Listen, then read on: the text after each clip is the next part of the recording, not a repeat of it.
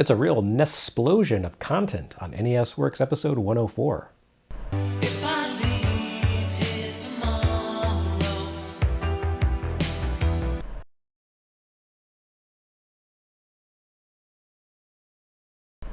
At long last, the prequel to Lode Runner has arrived. Or something like that. Anyway, it's Bomberman.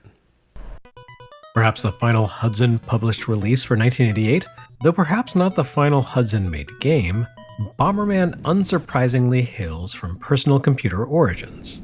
Now, I say perhaps because online sources give conflicting information about Bomberman's actual release date. Nintendo officially cites it as a January 1989 release, but Nintendo also officially lists NES New York 1985 test launch release Soccer as a 1987 game, and officially pretends Tengen never shipped a game under license, so their data isn't precisely word of law. In compiling my NES Works chronology, I have found a few sources that have Bomberman down as a December 1988 game. The reality is that, as always, NES ship and retail launch dates could be slippery. I'm sure I mentioned before that I definitely owned Teenage Mutant Ninja Turtles 2, the arcade game, a full week before its official given release date of December 1990, since my father picked it up for me at a Black Friday sale in November. So I'm going with December 1988 for Bomberman, if only for the symmetry it creates for this episode. Bomberman debuted on Famicom way back in December of 1985. So regardless of its formal release date in the US, it felt pretty elderly by the time it reached us. Elderly doesn't always mean bad though, a fact for which I find myself increasingly grateful with each passing year. Although this initial release lacks some of the critical features that would come to stand as a trademark of the Bomberman franchise, namely competitive multiplayer, you wouldn't mistake this for anything besides Bomberman. Well, you might confuse it for RoboWarrior. According to Bomberpedia, who would probably know, the Bomberman legacy stretches all the way back to Hudson's very early days of making video games. The company developed a BASIC program compiler during the dark days when writing commercial games in BASIC was an accepted practice, and threw together a quick little game demo to show off the tech. Knowing that game, an early primal iteration of Bomberman called Bakudan Otoko, or literally Bombman, dates back to 1980, does go a long way toward explaining why it works the way it does. Not to put too fine a point on it, but the uncredited creator of that iteration clearly looked to Heiankyo Alien for inspiration. Like that game, Bomberman takes place in a maze infested with strange and frequently mindless enemies. It does have the spirit of a pre-Pac-Man variety of maze and monsters. A less structured space, with creatures that don't aggressively pursue the player's character, at least not at first. Bomberman involves the player using tools to clear the monsters from the maze, but rather than dig holes with a shovel, you instead drop bombs that explode after a moment. Should an enemy be caught in the bomb's flames, it will disintegrate. The bombs operate as a variation on Heiankyo Alien's pits. Rather than creating indefinitely lingering traps for a creature to wander into, you instead place explosives that only remain in play for a few seconds. This forces you to be more strategic in your actions, especially since bombs can kill you too. But it does open up more gameplay possibilities, allowing you to kite multiple enemies into an explosion, and freeing you from the need to return to a pit to bury a captive foe. The big thing that Heiankyo Alien, Bakudan Otoko, and Bomberman all have in common is the role that controlling space plays. Unlike in Pac-Man, you don't need to cover or capture the entire maze space. Rather, you simply need to make clever use of your bombs to set up traps in key lanes to corral and corner foes before they can make their way to you. Bakudan Otoko seems not to have sold particularly well, but Hudson continued tinkering with the concept regardless. They published an overhauled version of the game for Japanese home computers in 1983, replacing the little stickman characters with a rotund fellow in suspenders, whose enemies resembled Nena's 99 Luftballons. The Famicom NES version arrived at the end of 1985, and this would be the inflection point for the franchise going forward. Gone was the roly-poly fellow, along with the mundane red brick environments and the compact single-screen mazes. In their place, Famicom fans enjoyed a game bearing a curious aesthetic similarity to Hudson's take on Lode Runner, more colorful and cartoonish, with scrolling mazes and a variety of cute-looking monsters and power-up icons. As you might imagine, this connection did not happen accidentally. A Hudson programmer by the name of Shinichi Nakamoto looked at the early iterations of Bomberman and saw potential beyond the somewhat mundane creations that Hudson had published at that point. Supposedly, Nakamoto took on the task of converting Bomberman to Famicom upon himself, and threw together a visually and mechanically enhanced interpretation of the game in the space of 3 days. Now, if this claim seems a bit like an embroidered truth, well, it supposedly comes from an official Hudson guide. Not an interview necessarily, but likely a bit of PR fluff to talk up the franchise into a work of legend. Hudson, the company that gave us Master Takahashi and his all-powerful 16-shot thumb, certainly knew a thing or two about varnishing reality in service of a good yarn. Regardless, the Nintendo iteration of Bomberman does bring tremendous improvements to the underlying game. It looks nicer, though admittedly dated for a 1988-89 NES release, and included more complex mechanics. As for the Lode Runner similarities, well, Nakamoto had helped convert that game to Famicom the year before, and he decided to recycle some graphics from the project. This may have been a simple matter of expediency. I mean, if you're building a game in 72 hours, you don't have a lot of time to workshop sprite designs. But it may also have been a nod to the similarities between the games. After all, both Bomberman and Lode Runner can trace their lineage directly to Heiankyo Alien, Lode Runner by way of Space Panic, and both involve shattering bricks in order to master mazes and solve puzzles. So whatever the greater meaning here, the protagonist of Bomberman on NES shed his bowler and suspenders and kitted himself with the robotic outerwear the bad guys had worn in Lode Runner. As a little Easter egg, Nakamoto even drew a connection for players who could complete all 50 stages of Bomberman. The Japanese ending specifically states that Bomberman would transform into Lode Runner, which retcons some deep lore into that game. Since Bruderbund published the American version of Lode Runner and Hudson self-published Bomberman, the US ending here is a little more circumspect about the connection, leaving players to join the dots themselves. In my experience, the NES release for Bomberman amounted to as much of a non-starter as the game's primal PC iterations. It looked and played very much like a 1985 release, which is to say that it would have been an instant classic had it shipped about 2 years earlier alongside jank like Chubby, CHERUB, and Muscle. But in 1988, or maybe even 89, it had to go toe-to-toe with a rogues gallery of advanced games on powerful chips, many featuring the multiplayer elements that would become central to Bomberman's identity down the road. Worst of all, it had to compete directly with its own spin-off, which featured deeper play mechanics and much better music. The original NES Bomberman has its charms, but it arrived late to a party that it helped set up in the first place, and the series wouldn't really find proper footing in America until the 16-bit era.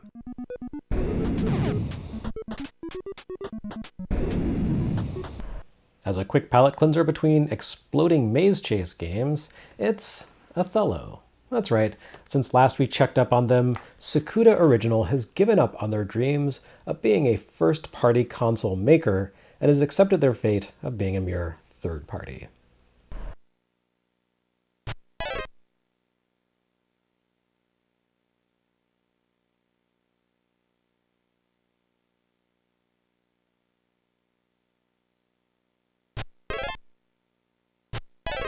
Yep, it's Othello all right. Okay, fine, I'll comment. As with Bomberman, different sources list Othello as either a December 88 or January 89 release. Again, I'm going with 88. This take on Othello seemingly offers a few more elaborate options than the SG-1000 releases we've already seen. Needless to say, it looks slightly nicer too. The pieces have an element of three-dimensionality to them, the green of the board doesn't sear the eyes quite so much as the SG-1000's version of green, and the devs even picked shades of blue and yellow for the sidebar that call back to the SG-1000's palette. On the other hand, Othello's board takes up less than half of the entire screen, which devotes much of its real estate to a play clock sidebar that ticks down as each player contemplates their move, a large brown game board border, and a surprisingly large expanse of empty gray space behind it all. You'd think the NES could handle a little more complexity here, but you'd be wrong. To make the lack of visual flair extra disappointing, multiple online sources including GameFAQs list this version as having been developed or co-developed by no less than HAL Labs, who could squeeze unbelievable performance out of this console. Perhaps that has to do with the fact that this game hails from way back in October 1986, when the Famicom release debuted in Japan and cartridges tended to be simpler, more primitive affairs. It might also have to do with the fact that Othello had previously appeared as a September 1986 disk system release. Games typically shipped for disk system for one of two reasons. In 1986 and 87, devs mostly worked on disk system because it afforded them extra resources, more working memory, more storage capacity, more sound capabilities. Once ROM cartridges leapfrogged the disk system's fixed feature set, however, developers began to approach the disk system as a quick and easy way to create relatively low-cost games that could be distributed for budget prices. Othello on NES does not do anything remarkable with its tech, unless perhaps its glacially sluggish AI somehow required the extra work RAM of the disk system. So that suggests that Sukuda Original, operating here under the name Kawada, was trying to create and distribute Othello as cheaply as possible. So in that way, I guess you could call this game a real innovator. Anyway, my advice would be to skip this one and grab the largely identical, but vastly more charming, Spot, the video game instead.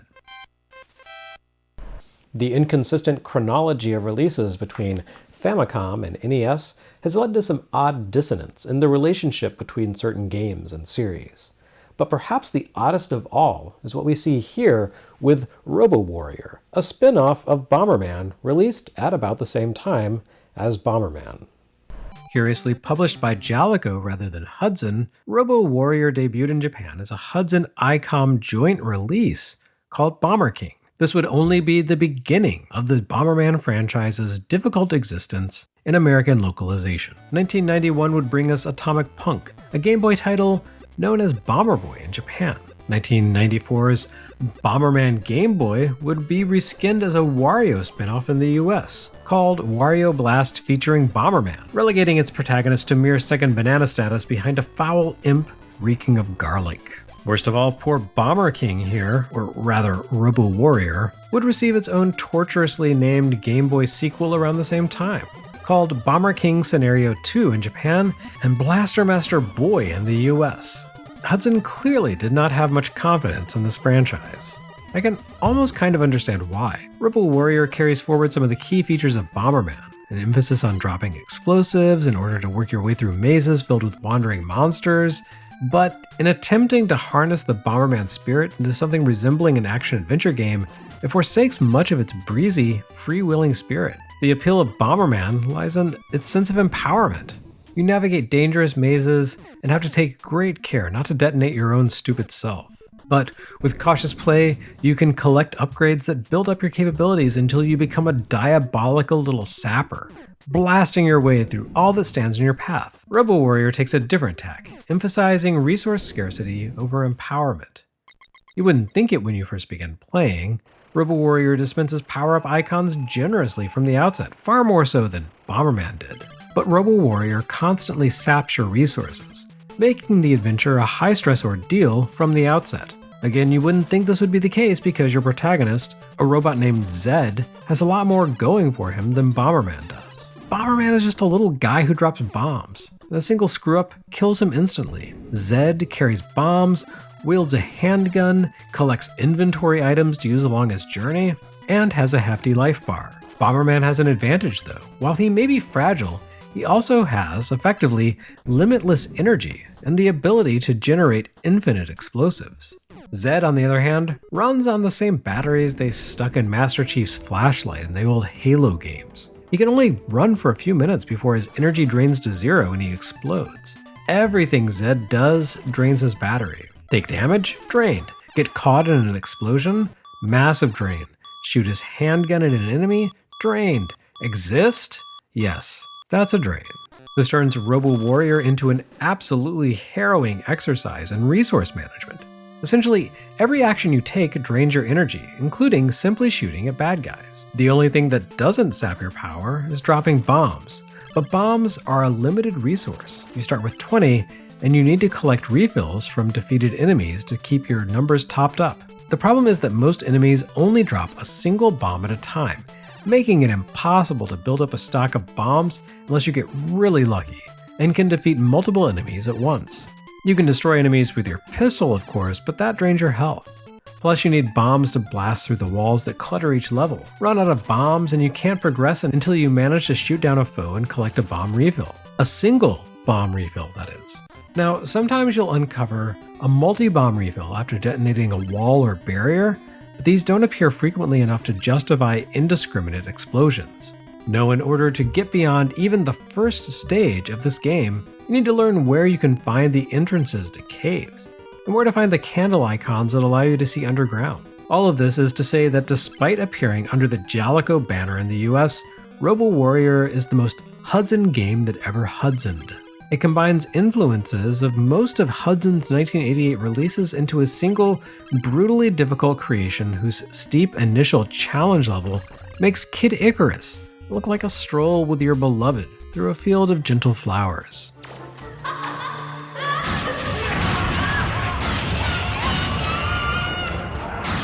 RoboWarrior expands on the stamina drain mechanic of Adventure Island. It enshrines the concept of destroying every possible bit of scenery in order to find essential secrets that we saw in MILON'S secret castle.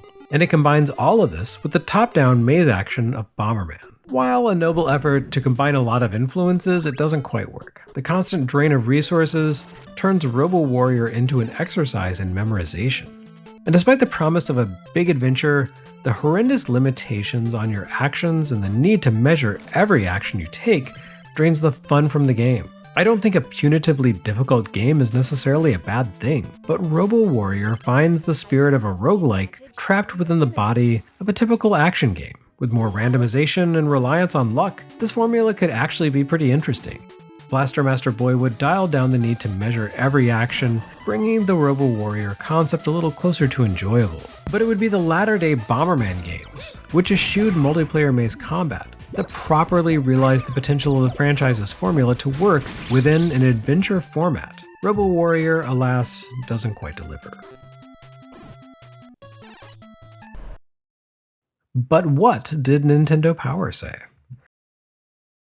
That's a great question because I don't really know. Nintendo Power says practically nothing about Bomberman.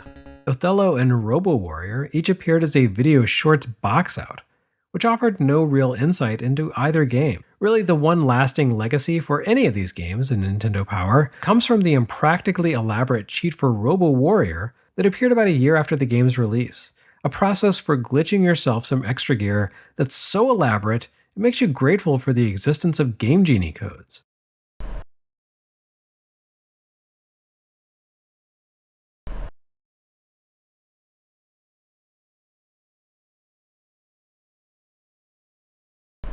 Next time on NES Works, 1988 is done, and the hero of Hyrule is here to stick a fork in it.